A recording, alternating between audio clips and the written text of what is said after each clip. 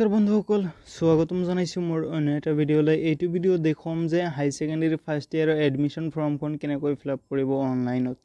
যিহেতু এইবাৰ দৰ্পণ পৰ্টেলৰ জৰিয়তে অনলাইন কৰিব লাগিব প্ৰতি বছৰৰ নিচিনা, তো আপোনালোকে কেনেকৈ ফৰ্মখন ফিল আপ কৰিব সম্পূৰ্ণখিনি এইটো ভিডিঅ'ত দেখুৱাই দিম। ভিডিঅ'টো নিশ্চয় স্কিপ নকৰালৈকে শেষলৈকে চাই থাকিব।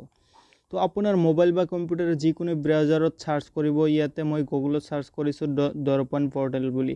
আপোনালোকে এনেকৈ চাৰ্চ কৰিব, তাৰপিছত এনেকুৱা ওপৰত আপোনালোকে ৱেবছাইট পাব দৰ্পণ। ইয়াতে চিম্পলি ক্লিক কৰি দিব। ক্লিক কৰাৰ পিছত আপোনালোকে এনেকুৱা ইণ্টাৰফেচ পাব। ইয়াতে আপোনালোকে নিশ্চয় দেখা পাইছে Darpan online admission portal. So' ইয়াতে যদি চাই updating the institute profile is live for new institute registration please visit for student portal is live. ইয়াতে আপোনালোকে দুটা অপশ্যন দেখা পাব, ইনষ্টিটিউট প্ৰফাইল আৰু ষ্টুডেণ্ট এডমিশ্যন। চ' আমি যিহেতু ষ্টুডেণ্ট এডমিশ্যন কৰাম, ফৰ্ম ফিল আপ কৰিম, সেইকাৰণে আমি কি কৰিম, ষ্টুডেণ্ট এডমিশ্যন ইয়াতে ক্লিক কৰিম। ইয়াতে ক্লিক কৰাৰ পিছত আপোনালোকে আৰু এটা পেজ পাব, এনেকুৱা এটা পেজ পাব। ইয়াতে লগ ইন ডিটেইলছ আহিছে। যিহেতু আমি ইয়াতে ফাৰ্ষ্ট টাইম ফৰ্মখন ফিল আপ কৰিম, তেন্তে আমি কি কৰিম, ইয়াতে লগ ইন নকৰি ইয়াতে আমি কি কৰিম, ৰেজিষ্ট্ৰেশ্যন কৰিম, ফৰ্মখন ফিল আপ কৰিম। ইয়াতে আপোনালোকে তলত দেখা পাইছে don't have account, click here to registered a new account. So' simply ইয়াতে ক্লিক কৰি দিব। ইয়াতে ক্লিক কৰি দিয়াৰ পিছত আপোনালোকে এনেকুৱা এটা ফৰ্ম পাব। এই ফৰ্মখন ইয়াতে সম্পূৰ্ণ ফিল আপ কৰিব লাগিব। তো সেই ফৰ্মখন কেনেকৈ ফিল আপ কৰিব মই আপোনালোকক দেখুৱাই দি আছোঁ। ইয়াতে প্ৰথমে আপোনাৰ বৰ্ডখন ছিলেক্ট কৰিব, আপুনি কোনটো বৰ্ডৰ পৰা পাছ কৰিছে। সেৱা বৰ্ডৰ হ'লে সেৱা ছিলেক্ট কৰি দিব, আৰু ব্লেক বৰ্ড হ'লে তাতে আছে আপোনালোকে ছিলেক্ট কৰি দিব। তাৰপিছত আপুনি কোনটো ইয়াৰত পাছ কৰিছে সেই ইয়াৰটো ইয়াতে ছিলেক্ট কৰি দিব। ইয়াতে 2023-22 আপুনি যোনটো ইয়াৰত পাছ কৰিছে সেই ইয়াৰটো ছিলেক্ট কৰি দিব চিম্পলি। ইয়াতে আপোনাৰ কোনটো এক্সামো আপুনি পাছ কৰিছে সেই এক্সামটোৰ নাম দিব। ইয়াতে AHSEC ইয়াতে দি দিলোঁ চিম্পলি। ইয়াতে আপোনাৰ ৰোলটো ইয়াতে ছিলেক্ট কৰি দিব লাগিব। মই ইয়াতে ৰোলটো ইয়াতে ছিলেক্ট কৰি দিলোঁ, বা আপুনি ইয়াতে মেনুৱেলি লিখি দিব পাৰে, অসুবিধা নাই। চ' তাৰপিছত আপুনি ইয়াতে মাৰ্ক অবটাইন, আপুনি কিমান মাৰ্ক পাইছিলে সেই মাৰ্কটো দিব। ইয়াতে মই 313 দিছোঁ। মই যিহেতু এটা এক্সাম্পল হিচাপে আপোনালোকক দেখুৱাই দি আছোঁ। ইয়াতে টোটেল মাৰ্ক 600ৰ ভিতৰত 313, 52.7%। ইয়াতে আপোনাৰ চিম্পলি ফুল নামটো দি দিব। ইয়াতে আপোনাৰ চাৰ্টিফিকেটত যিটো নাম আছে সেই নামটো দিব নিশ্চয়। ইয়াতে মই নামটো দি আছোঁ, ফুল নামটো ইয়াতে দি দিলোঁ। তাৰপিছত ইয়াতে আমি কি কৰিম, ডেট অফ বাৰ্থটো ইয়াতে চিম্পলি দি দিম, 03/01/2004। তো মই ডেট অফ বাৰ্থটো চিম্পলি ইয়াতে দি দিলোঁ।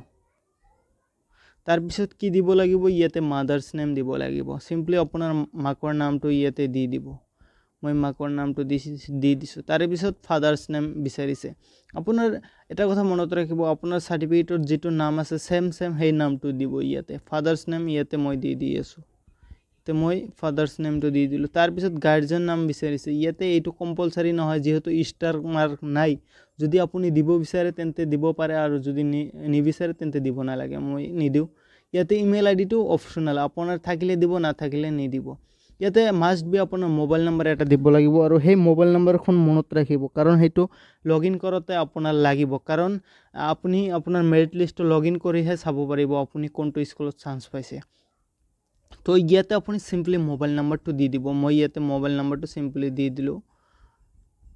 তো মোবাইল নাম্বাৰটো ব্লাৰ কৰি দিছোঁ, পাৰ্চনেল ইনফৰমেশ্যন হয় যিহেতু। তাৰপিছত ইয়াতে মোবাইল নাম্বাৰটো আৰু এবাৰ কনফাৰ্ম কৰি ল'ব। ইয়াতে মই কনফাৰ্ম কৰি লৈছোঁ মোবাইল নাম্বাৰটো। তাৰপিছত নেশ্যনেলিটি অট'মেটিক ছিলেক্ট হৈ আছে, ইণ্ডিয়া। ইয়াতে এড্ৰেছ লাইন অনত আপোনাৰ গাঁৱৰ নামটো ইয়াতে দি দিব। তাৰপিছত এড্ৰেছ লাইনৰ অনত আপোনাৰ পোষ্ট অফিচৰ নামটো দি দিলে হ'ল। তাৰপিছত আপোনাৰ ষ্টেটখন ছিলেক্ট কৰি ল'ব, আছাম। আৰু আপুনি এড্ৰেছ লাইন অন বা এড্ৰেছ লাইনটোত আপোনাৰ ফুল এড্ৰেছটো দিব পাৰে, অসুবিধা নাই।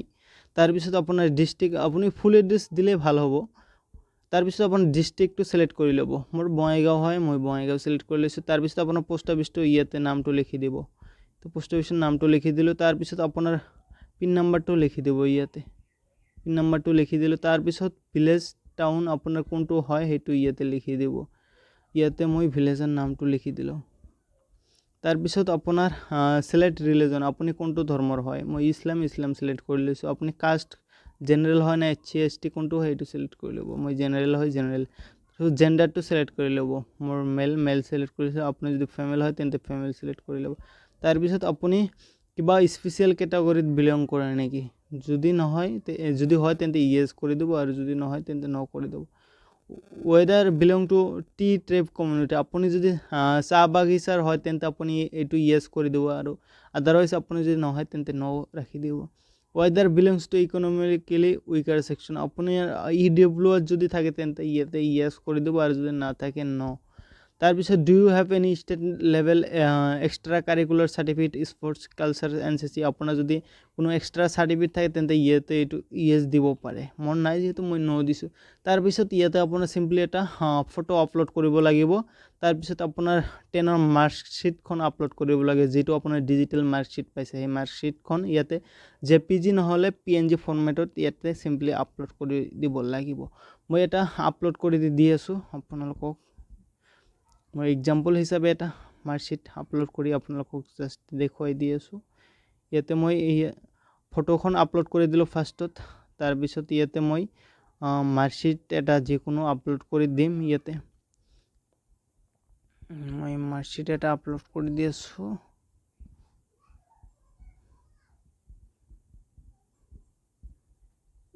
মাৰ্কশিট এটো ব্লাৰ কৰি দিছো যাতে পাৰ্সোনাল ইনফৰমেশন হয় যেহেতু এবাৰ আপলোড দিয়াৰ পিছত তাৰ পিছত ইয়াতে কি কৰিব লাগিব আপোনাৰ 4 ডিজিটৰ এটা পিন সেট কৰিব লাগিব আপোনাৰ এই পিনটো যাতে মনত থাকে নহলে আপুনি লগইন কৰিব নোৱাৰে তো আপোনাৰ পিন আৰু ডেট অফ বাৰ্থটো ভালকে চাই দিব ইয়াতে আপুনি ইয়াতে চাৰিটা নম্বৰ যিকোনো এটা পিন নম্বৰ সেট কৰি ল'ব মই এটা সেট কৰি লৈছো আপোনালোকে এটা সেট কৰি ল'ব নিশ্চয় আপোনাৰ এটো ব্লাৰ কৰি দিছো পাৰ্সোনাল ইনফৰমেশনৰ কাৰণে তাৰ পিছত ইয়াতে এটো টিক মাৰ্ক কৰিব লাগিব here by I declare that all information provide above by me is true and correct to the best of my knowledge also I am aware এটো পঢ়িব নালাগে ইয়াতে টিক মাৰ্ক কৰি ইয়াতে proceed to next to click কৰিব লাগিব তাৰ পিছত আৰু এটা ইন্টাৰফেস আপোনালোকে দেখা পাব এনেকুৱা আপোনালোকৰ ফৰ্মখন ইয়াতে দেখা পাব এটো আপুনি কনফাৰ্ম কৰি নেক্সটত ক্লিক কৰিব আপোনাৰ কিবা ভুল চুল আছে নেকি যদি হেতু চাই আপুনি ইয়াতে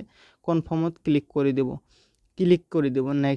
নেক্সটত মই ওকে ক্লিক কৰি দিছো আপুনি সাবমিট কৰাৰ পিছত এনেকুৱা এটা ইন্টাৰফেস পাব ড্যাশবোৰ্ড পাব আপুনি এপ্লাই পাব মাই এপ্লিকেশন এডিট প্ৰফাইল আপুনি যদি কিবা ভুল কৰি থাকে এডিট কৰিব পাৰিব যেহেতু এতিয়া আপোনাৰ কলেজ বা স্কুলটো সিলেক্ট কৰিব লাগিব তেন্তে আপুনি কি কৰিব লাগিব এপ্লাইত ক্লিক কৰিব লাগিব তো এপ্লাইত ক্লিক কৰাৰ পিছত এনেকুৱা ইন্টাৰফেস আহিব ইয়াৰ পৰা আপোনাৰ কলেজ বা স্কুলখন ইয়াৰ পৰা ফিল্টাৰ কৰিব লাগিব ইয়াতে আপুনি কলেজৰ বা স্কুলৰ নাম মাৰি সাৰ্চ কৰিব পাৰে বা আপুনি তা স্কুলৰ এটা কোড থাকে সেই কোডখন মাৰি ইয়াতে সাৰ্চ কৰিব পাৰে তাৰ পিছত আপোনাৰ যেটো কলেজ হয় হেতুত এপ্লাই ক্লিক কৰিব এপ্লাইত ক্লিক কৰাৰ পিছত আপোনালোকৰ এনেকুৱা ইন্টাৰফেস আহিব ইয়াতে আপোনাৰ প্ৰিন্সিপালৰ নাম আহিব আৰু প্ৰিন্সিপালৰ ফোন নম্বৰ ইয়াতে ওপৰত দেখা পাব তাৰ পিছত সেইখন কলেজত কি এভেইলেবল আছে আৰ্টস সায়েন্স কমাৰ্স ভোকেশনাল আপুনি জিনটো কোৰ্সত লব বিচাৰে যিকল আৰ্টস লব আৰ্টসত ক্লিক কৰিব বা যেটো কলেজত যেটো এভেইলেবল আছে স্ট্যাটাসত এভেইলেবল দেখাব তাৰ পিছত ক্লিক হিয়াৰ এপ্লাইত ক্লিক কৰিব এপ্লাইত ক্লিক কৰাৰ পিছত তেতিয়া আপোনাৰ কি কৰিব লাগিব ইয়াতে এপ্লাই হৈ যাব আপোনালোকে মিনিমাম 5টা কলেজত আপোনালোকে এপ্লাই কৰিব পাৰে মিনিমাম 5 কলেজ ইয়াৰ বেছি আপোনালোকে এপ্লাই কৰিব নোৱাৰে তাৰ পিছত এনেকুৱা আপোনালোকৰ এটা নাম্বাৰ পাই যাব তো এনেকৈ আপোনালোকে এপ্লিকেশনখন কৰিব পাৰে তাৰ পিছত আপোনালোকে সেই এপ্লিকেশনখনৰ প্ৰিন্ট আউটখন ওলাই ল'ব ডাউনলোডত ক্লিক কৰি এনেকৈ ডাউনলোডত ক্লিক কৰি আপোনালোকে এনকলন এটা ৰিসিপ্ট থাকিব সেই ৰিসিপ্টখন ডাউনলোড কৰি ল'ব এনেকৈ তাৰ পিছত এনেকৈ আপোনালোকে ফৰ্মখন ফিল আপ কৰিব পাৰিব আৰু কিবা অসুবিধা হ'লে মোক নিশ্চয় কমেন্ট কৰিব মই আপোনালোকক পাৰ্সোনালি হেল্প কৰাৰ চেষ্টা কৰিম thank you so much for watching this video